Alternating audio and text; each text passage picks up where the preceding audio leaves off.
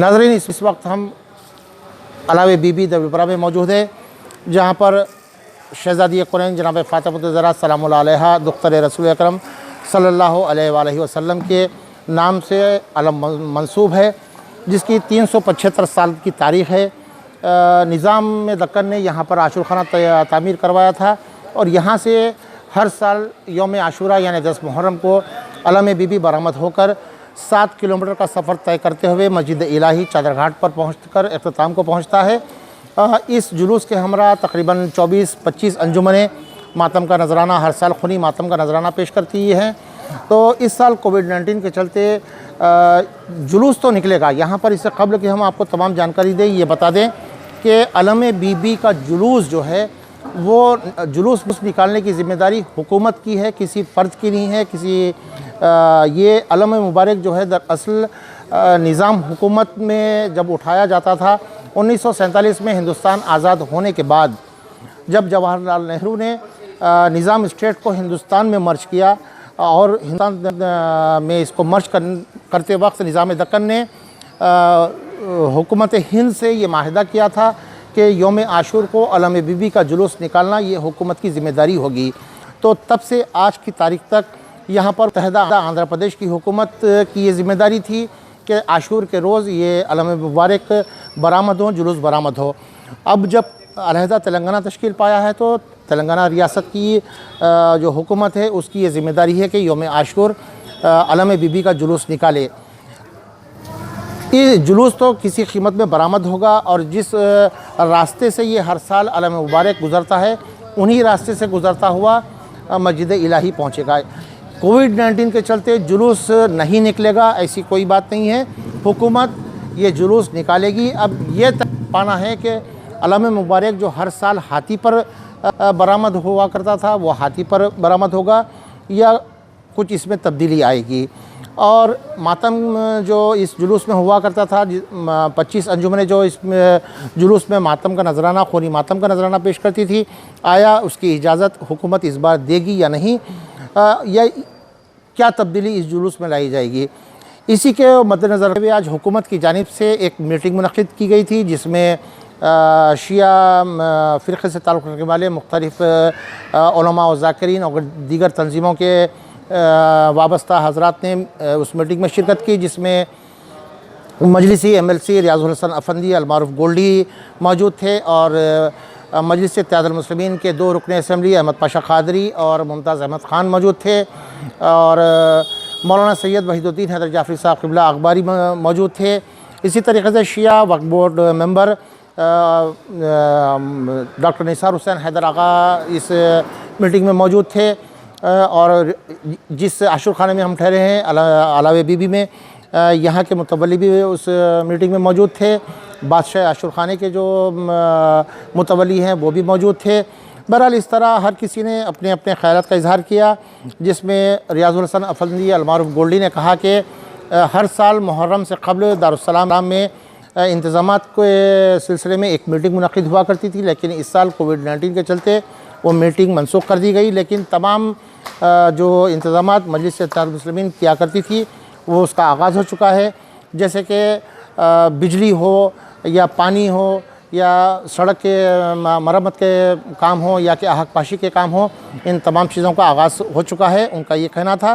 इस तरीके से मजलिसी MLA मुमताज़ अहमद ख़ान ने जुलूस निकलने पर ज़ोर दिया। उन्होंने कहा कि जुलूस किसी कीमत में निकलना चाहिए और उसमें अंजुमनें होनी चाहिए, मातम का नजराना पेश होना चाहिए। यहाँ पर एक ख़ास बात ये रही कि होम मिनिस्टर महमूद अली साहब ने कहा कि शिया पर्सनल बोर्ड की जानिब से ये गाइडलाइंस जारी की गई हैं और मुख्तलिफ़ फतवे आए हैं, तो इसके पेश नज़र ऑनलाइन पर मजालिस अज़ा मुनक़िद हो सकती हैं। जिसका जवाब देते हुए मौलाना सैयद वहीदुद्दीन हैदर जाफ़री साहब क़िबला ने कहा कि हम सल्ला बोर्ड को मानते नहीं हैं। उन्हें दलील के तौर पर कहा कि रियासती हुकूमत अगर कोई क़ानून बनाती है, ऐसे में मैं अगर कोई क़ानून बनाऊँ ये अपने लिए, तो ये क़ानून को हुकूमत एक्सेप्ट नहीं करेगी। इसी तरीके से बिल्कुल मज़हब में मोहम्मदन लॉ चलेगा, ना कि मेरा ज़ाती क़ानून जिसे कि ख़ुद उन्होंने नाम दिया है पर्सनल लॉ बोर्ड का।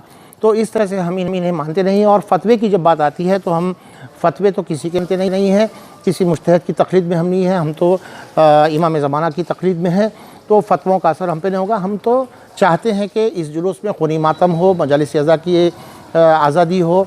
तो बहरहाल एक मौके पर ऐसा भी जनाब महमूद अली साहब के जानिब से कहा गया कि इस साल बी का अलम ऊँट पर निकाला जाए। तो यहाँ पर जो अलमबरदार है उनके पसंद शब्बीर का कहना था कि ये शाही सवारी है जो हर साल वो हाथी पर बरामद हुआ करती है, तो हाथी हो तो बेहतर होगा। बहरहाल हर किसी का ख़यालात सुनने के बाद महमूद अली साहब को होम मिनिस्टर हैं, उन्होंने कहा कि हम 2 या 3 उसके में तमाम चीज़ों पर गौर व ख़ौज़ करने के बाद फिर एक बार मीटिंग करेंगे। लेकिन इसी असना में बादशाही आशुर खाने के जो मुतवल्ली थे उनका ये कहना था कि हम जब वापस जाएंगे तो मोमिनीन हमसे पूछेंगे कि आशुर खाने का अलम मुबारक का इस्तादगी का क्या हुआ। यहाँ पर एक बात मैं ये बताता चलूँ कि 2 रोज़ क़ब्ल वक्फ़ बोर्ड से एडवाइज़री जारी हो चुकी है और तमाम जितने भी ऑफिसर्स हैं जो ऐसे आशुर खाने जो वक्फ़ बोर्ड के ज़ेर निगरानी हैं, उन्हें अहकाम जारी कर दिए गए हैं कि हर आशुर खाने में, रियासत तेलंगाना के हर आशुर खाने में अलम की इस्तादगी चांद रात के दिन अमल में आएगी। शायद उन्हें ये इस बात का पता नहीं था, उन्होंने इसलिए सवाल किया। उनका जैसे ही ये कहना था, महमूद अली साहब ने कहा कि अंजनी कुमार साहब आप 2 दिन बाद एक मीटिंग तलब करें और ये क्या है पाए तकमील को पहुँचाएँ कि किस तरीक़े से इस साल आशूर का जुलूस निकलेगा। बहरहाल अभी ये तय नहीं पाया है कि क्या होगा। अब फिर एक ऐसी भी इत्तलात मिली है कि जनाब महमूद अली साहब होम मिनिस्टर जो हैं वो चाहते हैं कि वो भी एक मरतबा मीटिंग करें।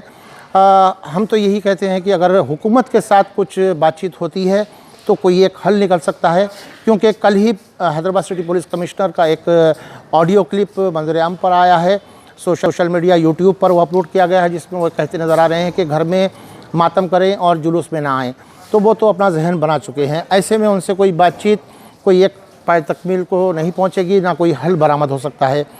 हम तो चाहते हैं कि हुकूमत के साथ बातचीत हो और कोई एक ऐसा रास्ता निकाला जाए कि अलम बीबी के बरामद होने पर वहाँ पर खून का मातम भी हो, खूनी मातम भी हो और मजालिस अज़ा मुनक़िद करने में भी आज़ादी हो। यहाँ पर हम एक और बात आपको बताते चलें कि ऐसा पता चल रहा है कि हुकूमत की जानिब से ये एडवाइज़री जारी की जाएगी कि आशुर खानों में कारपेट्स ना रहें, शतरंजी जो बिछाई जाती है वो ना रहे, पत्थर पर हो और उसको सैनिटाइज़ किया जाए, अलम को कोई छू ना पाए। कोरोना वायरस के चलते दूरी से सिर्फ उसको ज़ियारत करें, कोई करीब अलम की ना जाए, हाथ ना लगाए, दूर से ही ज़ियारत करें। बहरहाल इस तरीक़े के गाइडलाइंस चंद एक ऐसा लगता है कि इस माह मुहर्रम में जारी की जाएंगी हुकूमत की जानिब से।